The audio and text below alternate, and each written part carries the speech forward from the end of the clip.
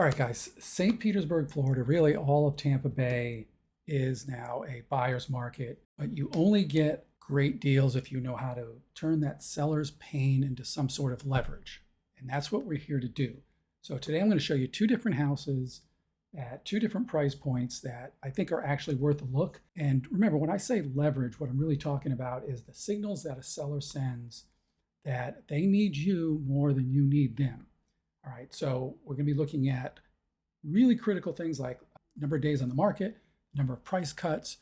We're always looking for bad listing photos. We want people to, when they're scrolling through Zillow, to ignore these listings. When people ignore listings, there's going to be fewer showings, and ultimately that's going to put pressure on sellers to sell at a better price. So we want the listing to not be good. And then one more thing. Remember, this is absolutely critical in a buyer's market. You have to stop wasting time seeing bad houses. This is why I built BuyWise. I have a separate app for sellers called FeeWise. This is called BuyWise. Find out if a home is worth seeing in under 60 seconds. What we're trying to do here is pretty straightforward.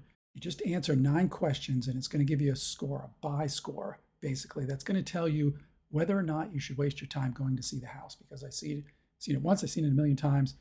Scroll Zillow, they see a house that looks great, dusk photo, all that stuff. They spend an hour in traffic going out to see the house. They spend a half hour there. They blow a couple hours only to find out that there was a deal breaker that they could have uncovered pretty quickly. And that's what BuyWise is set up for. You don't have to register anything. You just go, click start, answer some questions. It'll help you uncover some of the background stuff that may indicate that what we've got here is a motivated seller and a good house. All right, and here we are at house number 1. This house is in the Holiday Park neighborhood. Let's just get a quick view of where it is so you get some idea. It's a good central location. So here's the house. We got about a 20-minute drive to St. Pete. Pretty quick shot over to all the beaches, maybe 15 or 20 minutes. So let's just jump right into the first question, and that is this house in a flood zone? And I use homes.com here. We can see that it shows a minimal flood factor, but we don't really want to rely on that because it's not their opinion. We look for the federal flood zones, the FEMA flood zones, and flood zone code X. X is good, A or AE is bad. So is this house going to high risk flood zone? And we're going to answer no.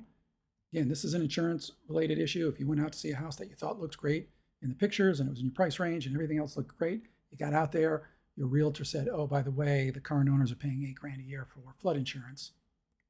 Most people are just going to not do it. That's just, I do have a little bit of a bias against unelevated flood zone houses. So how long has this house been on the market is question number 2. And that should be pretty easy to find. In homes.com, it's right here. So that's 38 days on the market. So we're going to click 31 to 60. We know that a house that's been sitting on the market inevitably is overpriced, and that gives us some leverage. We also want to look at the number of price drops in a house. How many times has the seller and the listing agent dropped the price of this house?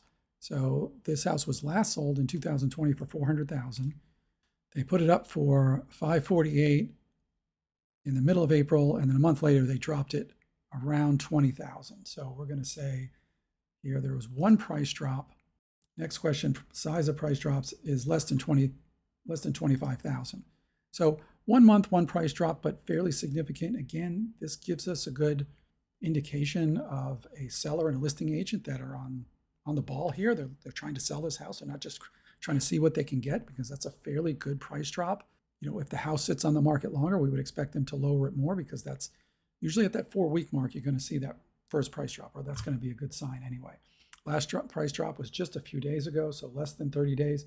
Why is this important? Because sometimes sellers, the house has been on the market 4, 5, 6 months. They've done the price drops. Their patience is worn thin. They start to think that maybe the realtor is the problem, and they don't want to take another call from their realtor saying, hey, we need to drop the price a little bit more.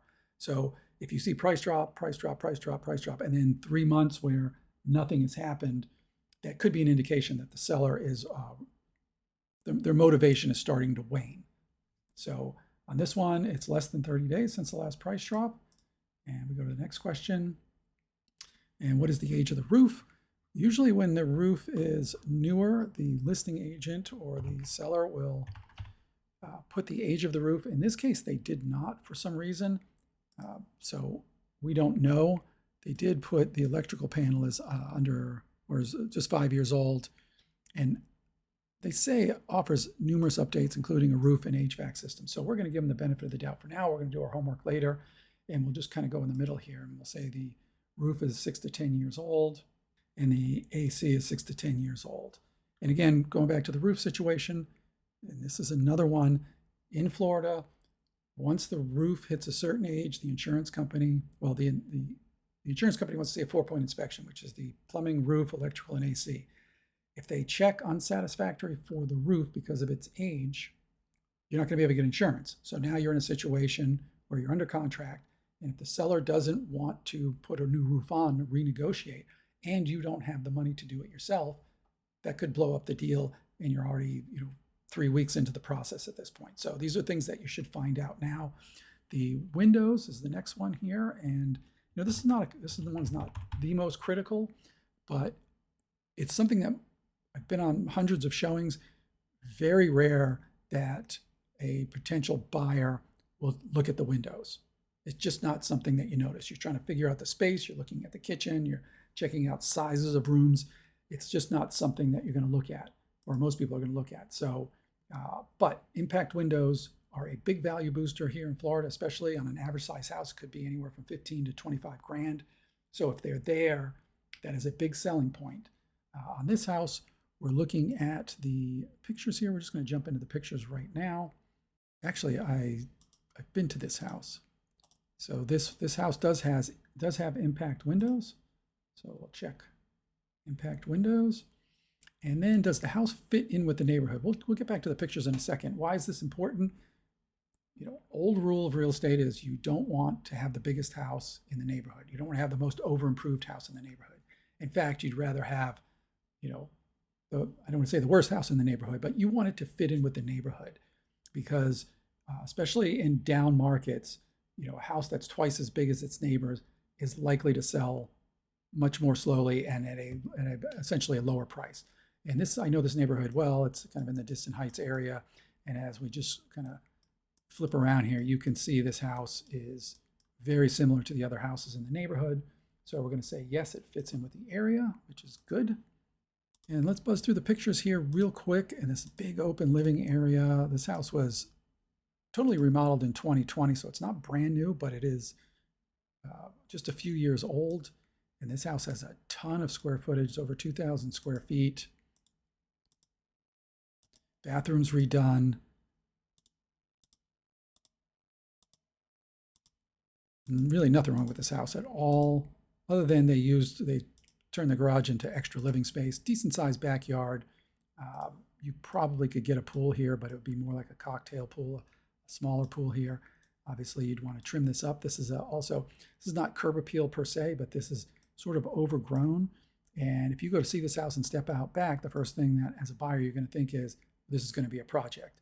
And I think for $1,000, $1,500, you get if this were my house, I would get a landscaper out here to trim some of this back to at least make it look nice, because you got no grass out here at all. So what were your first impressions of this listing? And again, I can't stress this enough.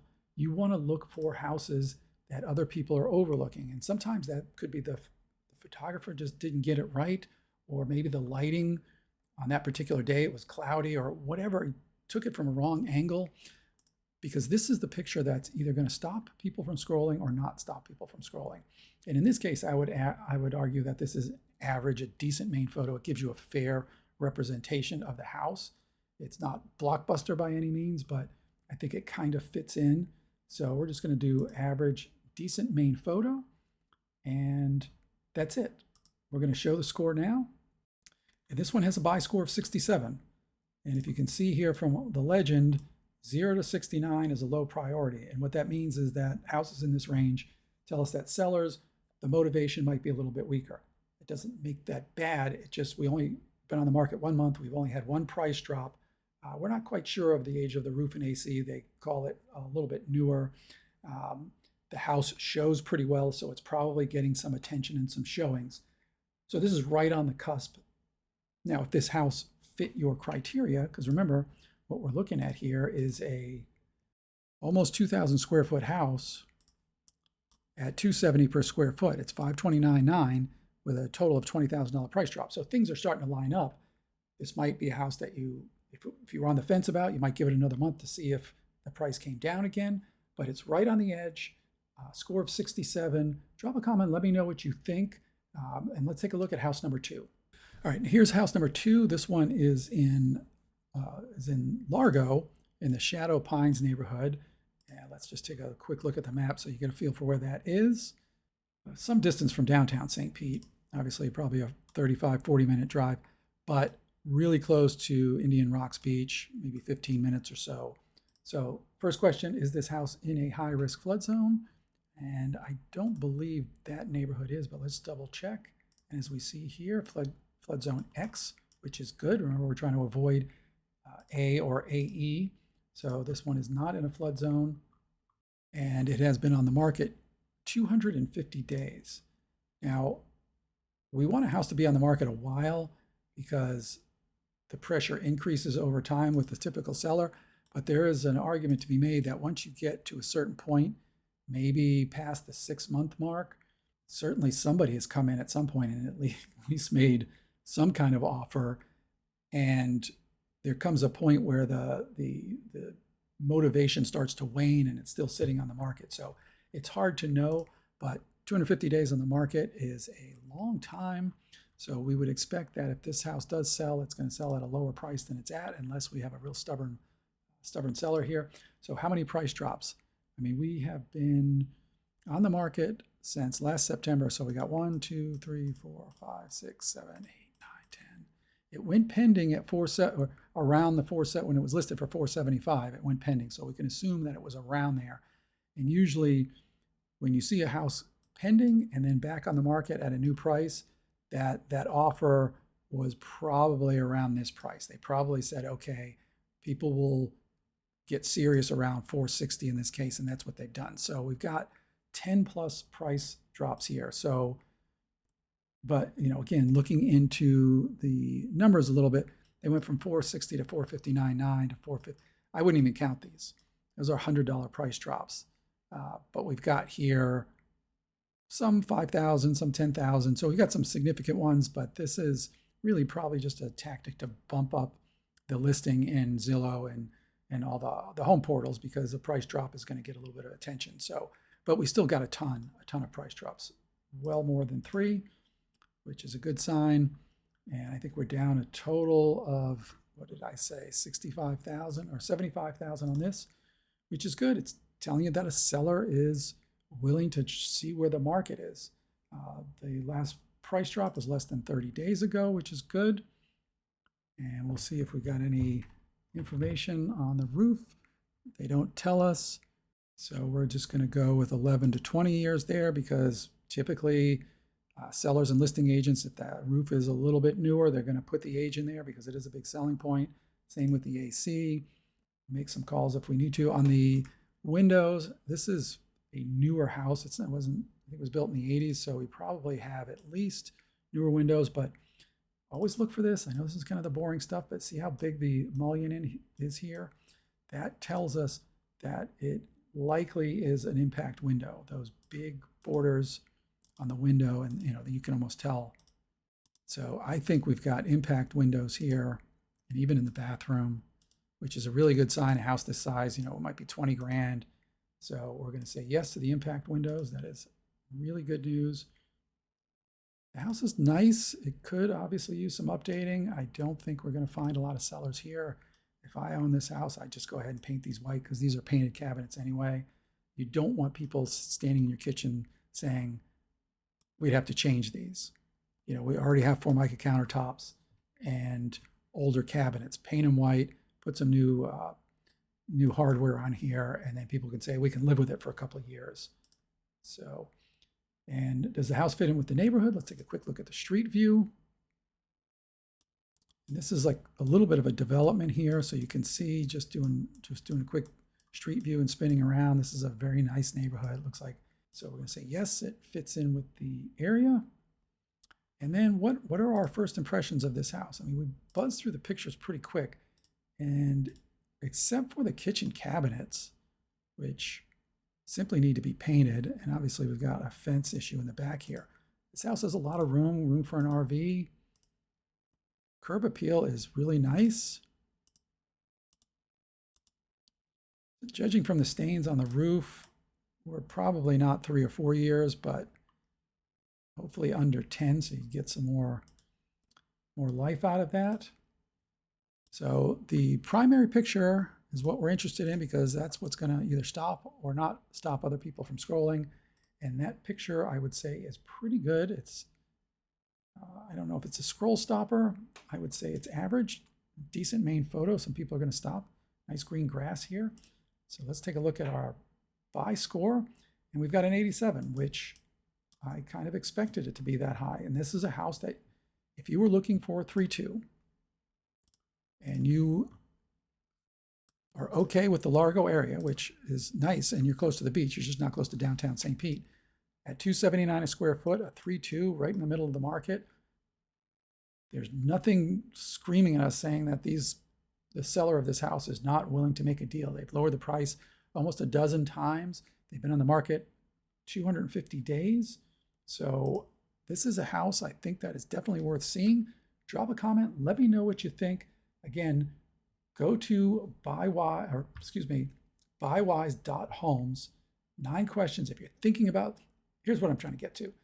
If you're going to go out and see 4 houses this weekend, or you only have time to see 4 houses, and you're going through Zillow and you uncover 6 houses that you would like to see, but you only have time to see 4 of them, run it through buywise.homes, see what the buy score says. Maybe that'll uncover some issues that you hadn't thought about, and maybe you cut a couple of the houses from your weekend plans. So drop a comment. Let me know what you think. My name is Steve Reynolds. I'm a realtor here in St. Pete, cover all of the Bay Area. So if you're looking to buy or sell, shoot me a text, give me a call, send me an email. I would love to help you out. And with that, I will see you next time.